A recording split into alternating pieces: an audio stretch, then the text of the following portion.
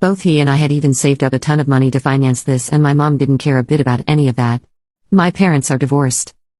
They ended their marriage when I was 6 years old and had been co-parenting me after that. They never got along, and honestly I can't imagine how they even made their marriage last for as long as they did, since they had been married for almost 3 years when I was born, and then they continued to stay together for 6 more years before they finally parted ways. Most kids are quite unhappy when their parents tell them that they're going to get divorced, but when they explained to me what was going on, I was thrilled. For me, it meant that they were not going to be fighting every day anymore, and if they were happy, it would mean that I would finally have a shot at being happy as well. So as a kid, I was quite content with their decision, and they had shared custody of me, so I would spend half the month at my dad's place and the other half at my mom's. Unfortunately though, I had celebrated a bit too early, because I didn't realize that even in a co-parenting arrangement, they would have to at least speak to each other and be on the same page about me, and they would struggle even with that. They were always bad-mouthing each other whenever they were around me, and I would always feel like I was caught in the middle. My parents believed that even after the divorce, the other was bent on making life difficult for them. And I tried to be understanding as a kid, but by the time I reached middle school, I had had enough. So I just snapped while I was staying with my dad. And once again, he had had some fight with my mother about me because she had wanted to change the timings when she was going to take me back, since she had some event coming up, and my dad was not fine with it. I had started to feel like a burden to both of them by then, so I decided to try and make a run for it. I was just 12 years old at the time, and after I heard my dad fighting on the phone with my mother, and then inevitably he started talking crap about her in my presence, I went back to my room, and in the middle of the night I packed a few of my things and I left. I still remember that night because I don't think I have ever done anything that stupid after that, since I literally didn't have a plan at all, and I thought I was just going to wing it. I remember going to the bus station that night, but since there was just one creepy guy there, I walked back to a park near my house and thought that I would go back to the bus station in the morning as soon as I woke up. Luckily, I fell asleep at the park and nothing happened to me. By the next morning, my dad had realized that I was missing and informed the cops, and I was brought back home safe and sound. Obviously, once my parents realized that I had tried to run away from home, they confronted me about what I was going through, and I told them that they had made me feel like a burden because of how they constantly kept fighting because of me, and that was when they promised that they would try to be kinder to each other for my sake. Since they had never expected me to take such an extreme step because of their behavior.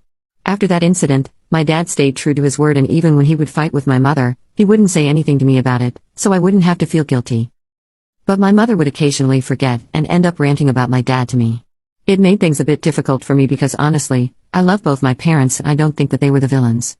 I just think that they found it impossible to get along with each other, and that was what made their job of parenting me so hard. It's obviously not easy to raise a kid together when you hate each other, but at least my dad tried his best. My mom, well, let's just say that she didn't take her word as seriously as my father did, and so eventually, I started growing closer to my dad instead. I would still spend time with her when I would go over to her place when it was her turn to have me, and we would have a nice time together. So it's not like I loved her any less, but I just felt more connected to my dad.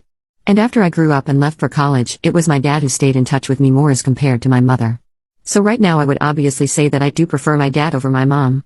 However, I have still always treated them both with the same kind of love and respect. But what happened recently was just way too entitled for me to handle, which is why I ended up lashing out at her.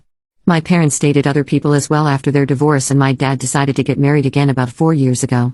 He had been dating my stepmom for almost 3 years by then, and they were quite serious, so it made sense for him to get married again, since before that he had only had a couple of relationships that led nowhere. My mother had a slightly different approach. She would only have flings and refuse to commit to anyone after the divorce, even if the other guy was interested. I'm not judging her. That's her choice and I respect that. But then she randomly called me a couple of months back, maybe 6 months ago, and told me that she had been seeing a guy for a few months and the two of them had decided to get married, so she wanted me to be there at the wedding. It was all very sudden and rushed, and I had no idea what was going on, but she told me that she was just sure of this guy and he seemed to be sure of her too. Besides, she had fun for many years, but now she wanted somebody to be there for her. Her husband, James, fake name, had only been with my mom for about 4 months when they got married, and the two of them seemed to be in love with each other. But I was very skeptical of their relationship. For starters, he was much younger than her, almost by a decade. And obviously there was also the fact that they had known each other for a very little time. It was he who had suggested that they get married, and my mother had constantly been talking about it at the wedding. But I don't think she realized that it was not the thing that she thought it was, because it only made the situation seem even more fishy.